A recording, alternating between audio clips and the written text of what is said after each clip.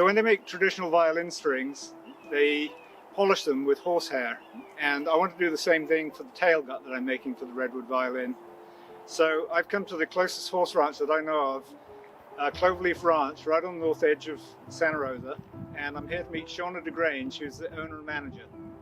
Hi, I'm Shawna DeGrange at the Cloverleaf Ranch, and this ranch was actually started by my grandparents in 1947. My parents met and fell in love at summer camp, and 10 years later they were married, and so they were the second generation, and I'm the third generation owner. We do a lot of wonderful fun things. There's also a lot of really rich history here.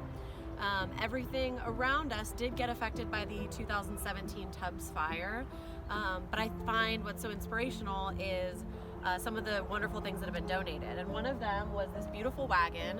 It actually came, a family of four traveled from Springfield, Illinois, across the country in the 1800s. The Sonoma County Trailblazers is a local group, and they acquired it, and they were nice enough to donate it to my mom and I after the fires. And so it's a really neat piece of history. So anytime you complain about a long car drive, you can picture a family of four in a wagon like this. How long? I can't imagine. I cannot imagine.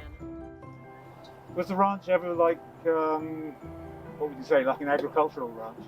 Yeah, so we have, we grow grapes, we were dairy for quite a while. We have olives, we've always had a huge, like, large garden. Yeah, ag life has always been a really big part of what we do, for sure. Okay.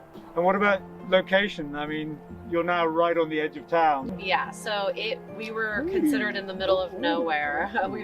we were considered in the middle of nowhere, really. So the whole town is really like built up around us. Old Redwood Highway, which is the road that we're on, was the main thoroughfare. So back in like the 50s, 60s, you had like a lot of diner, truck stops, hotels, motels for people that were traveling. And then the freeway was built, I want to say, maybe 1970, right around there, late 60s, early 70s. So that was a huge shift. Yeah. Bringing in more people and increasing the population. Great. And you also do events here? We do weddings, birthday parties. We had two beautiful barns that were built in the 1860s that we lost in the Tubbs fire. And so that was really popular. We had like a bar saloon feel that we created that was really fun and had a beautiful ambiance. It was gorgeous.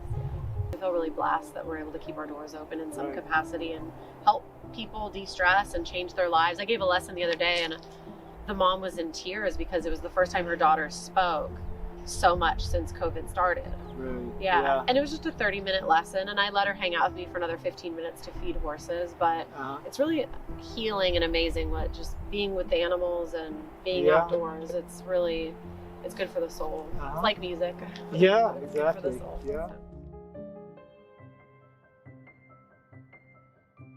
We have 160 acres of like really beautiful property, and so the horses are usually out on it roaming around, and then we bring them in here during the day when we have horseback riding lessons, or we might need to supplement or grain them.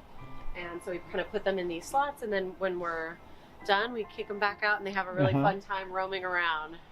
And how many horses do you keep? We have 17. We do riding all year. It helps keep the horses like tuned up throughout the year so that you're not having, putting kids on horses that haven't been touched all year, which a lot of summer camps, that's a big challenge that summer camp programs face, is like a good horseback riding program because they have to be used consistently. It's hard to go in and start training just the month before. Right. But we do like riding lessons for kids and adults. We start as young as the age of 4.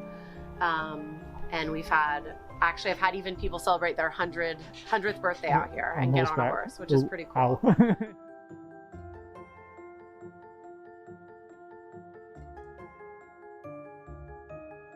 And the fit is really important.